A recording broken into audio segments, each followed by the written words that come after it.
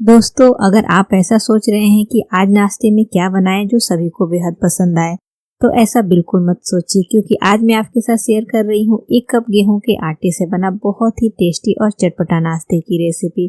इस नाश्ते में आपको समोसा और कचौरी दोनों का स्वाद मिलेगा और नाश्ता इतना क्रिस्पी बनेगा जैसे कि समोसा बनता है। और बनाना तो इसे मिनटों का काम है, तो फिर देर किस बात की। चलिए आज की जो हमारी रेसिपी है बनाना शुरू करते हैं।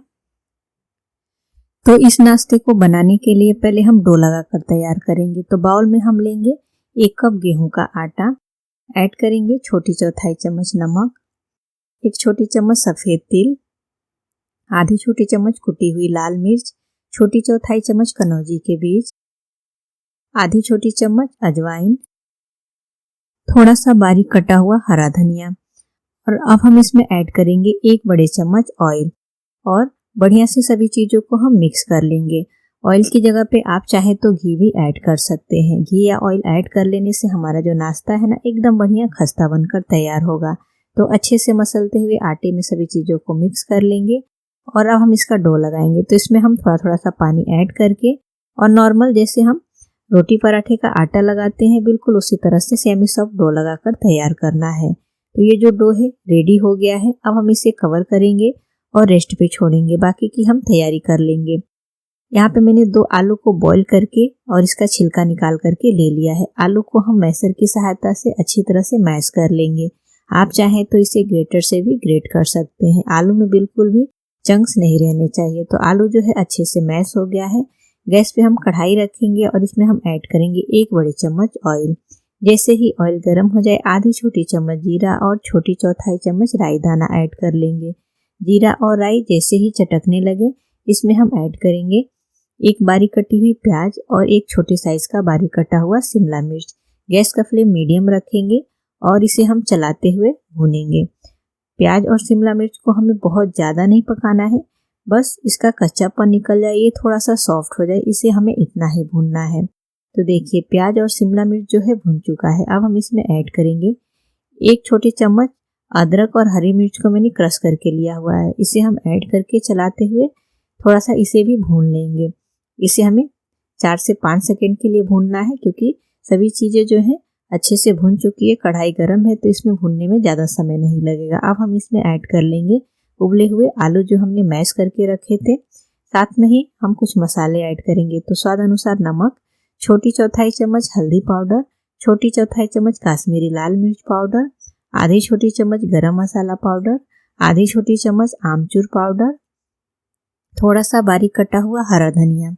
और अच्छे से मसाले को हम आलू के साथ मिक्स कर लेंगे। यहाँ हम गैस का फ्लेम लो रखेंगे, जिससे कि मसाले जो हैं जले नहीं, और 2 मिनट तक हम इसे भूनेंगे कि मसाले जो है अच्छे से भून जाए, उसका कच्चापन निकल जाए। तो मसाले जो है अच्छे से भून चुके हैं। अब गैस का फ्लेम ऑफ करके इसे हम ठंडा होने देंगे। आटा जो है बढ़िया से सेट हो गया है, तो हम इसे इस तरह से थोड़ा सा हाथ से मसल लेंगे, जिससे कि आटा जो है सॉफ्ट हो जाए। और फिर हम इसकी लोई बनाएंगे। तो रोटी से थोड़ी सी बड़ी हमें लोई बनानी है और सभी लोई जो है हमें बराबर बनानी है। तो यहाँ पे मैंने 5 लोई बनाकर तैयार कर लिया है, सभी लोई को बराबर कर लिया है। अब हम या तो चॉपर ले लेंगे या फिर रोटी बनाने वाला चकला ले लें।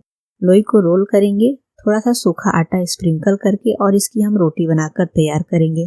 तो जैसे हम नॉर्मल रोटी बनाते हैं वैसे ही पतली रोटी बनाकर तैयार करनी है, बस साइज हम बड़ा रखेंगे क्योंकि लोई हमने बड़ी ली थी। तो देखिए रोटी जो है रेडी हो गई। इसे हम प्लेट में रख लेंगे और जो बाकी की बची हुई लोइयां हैं ना, उसकी भी हम रोटी बनाकर रेडी कर लेंगे। तो यहाँ पे मैंने 5 लोई जो लिया था उसकी 5 रोटी बनाकर रेडी कर लिया है। आप देख सकते हैं। अब हम इस तरह से रोटी के ऊपर ब्रश की सहायता से ऑयल लगाएंगे। अच्छे से लगाना है। आप यहाँ पे ऑयल की जगह पे घी भी लगा सकते हैं, अगर आपको घी लगाना पसंद है तो। और फिर इसके ऊपर थोड़ा सा सूखा आटा स्प्रिंकल करेंगे और दूसरी रोटी इसके ऊपर हम इस तरह से रखेंगे और बराबर से चारों तरफ से सेट कर लेंगे। फिर से इसके ऊपर हम ब्रश की सहायता से ऑयल लगाएंगे, थोड़ा सा सूखा आटा स्प्रिंकल करेंगे और फिर तीसरी रोटी रखेंगे। इस तरह से हमें 5 रोटी एक के ऊपर एक रख के एक परत सी बनाकर तैयार कर लेनी है। तो यहाँ पे मैंने 5 रोटी जो है एक साथ कर लिया है, थोड़ा सा ऊपर से ऑयल लगाकर सूखा आटा स्प्रिंकल करके, और फिर इसे हम फोल्ड करेंगे। तो जैसे हम स्क्वायर शेप का पराठा बनाते हैं ना, बिल्कुल उसी तरह से इसे हमें फोल्ड करना है। पहले दोनों किनारों से फोल्ड करना है और फिर इस तरह से दोनों किनारों से फोल्ड करके और इसे अच्छे से सेट कर लेना है। और उसके बाद से फिर से हम सूखा आटा स्प्रिंकल करके और जैसे हम स्क्वायर शेप का पराठा बनाते हैं बिल्कुल उसी तरह से बड़ा सा पराठा बनाकर तैयार करना है, क्योंकि सभी जो रोटी हमने है एक साथ सेट कर दिया है तो ये जो है काफ़ी मोटा हो गया है। तो इसका जो पराठा बनाएंगे ना हम थोड़ा बड़ा बनाएंगे जिससे कि ये पतला हो जाए, मोटा ना रहे। तो देखिए यहाँ पे मैंने एक बड़ा सा स्क्वायर शेप का पराठा बना के तैयार कर लिया है। अब नाइफ की सहायता से हम इस तरह से पीसेस में कट करेंगे। तो इसकी हम इस तरह से पट्टी कट करेंगे और छोटे छोटे स्क्वायर शेप की पट्टी बनाकर तैयार कर लेंगे। तो देखिए इस तरह से काट के और जो ये किनारे का थोड़ा सा एक्स्ट्रा है ना इसे हम काट कर अलग कर लेंगे कि सभी पट्टी जो है एक समान हो जाए। इसे हम फिर से बनाकर तैयार कर लेंगे। तो देखिए सभी तरह सब मैंने काट कर इसे बराबर कर लिया है। अब जो हमने आलू का मसाला तैयार किया है ना एक एक छोटी चम्मच सभी पट्टी के ऊपर रखेंगे, बहुत ज़्यादा नहीं रखना है। और फिर एक साइड से उठाते हुए इसे हम इस तरह से फोल्ड करेंगे और फिर इसे इस तरह से हाथ से हल्के हल्के से प्रेस करते हुए बढ़िया से सेट कर लेंगे जिससे कि अच्छी तरह से चिपक जाए, ये खुले नहीं। सभी जो हमने ये पट्टी बनाकर तैयार किए ना सभी पट्टी को हमें इसी तरह से बढ़िया से पैक करके तैयार कर लेना है। ये जो नाश्ता है बनाना बहुत ही सिंपल है, इसमें आपको कोई शेप नहीं बनाना है। ऐसा नहीं कि जैसे समोसे वगैरह बनाते हैं तो हम कैसे फोल्ड करें कैसे बेलें, ऐसा कुछ भी नहीं करना है। तो देखिए यहाँ पे मैंने सभी जो है बना के रेडी कर लिया है। अब हम फोक की सहायता से इस तरह से किनारे पे प्रेस करेंगे जिससे कि एक बढ़िया से डिजाइन भी उभर कर आएगा और ये बिल्कुल अच्छे से चिपक जाएगा। तो सभी किनारों पे जिधर हमने चिपकाया हुआ है ना उधर अच्छे से हम इस तरह से फोक की सहायता से एक शेप बनाकर तैयार कर लेंगे। तो देखिए ये बिल्कुल रेडी हो गया है। अब नाइफ की सहायता से ऊपर से हम इस तरह से चीरा लगाएंगे।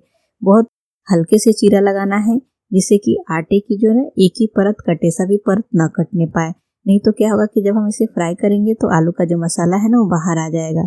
तो बस इतना ही चीरा लगाएं कि एक लेयर कटे, बाकी की जो लेयर है वो ना कटने पाए। तो बस इसी तरह से यहाँ पे सभी चीरा लगाकर मैंने रेडी कर लिया है। अब हम इसे फ्राई करेंगे। तो इसके लिए हमने पैन में ऑयल गरम कर लिया है, गैस का फ्लेम मीडियम रखेंगे और इसे हम ऐड करके बढ़िया से क्रिस्पी होने तक फ्राई करेंगे। इस तरह से चीरा लगाकर आप बनाएंगे ना तो ये देखने में काफ़ी बढ़िया दिखता है। और ये जो नाश्ता है जब ये फ्राई हो जाएगा ना तो एकदम बढ़िया खस्ता बनेगा, जैसे कि समोसे होते हैं बिल्कुल उसी तरह से।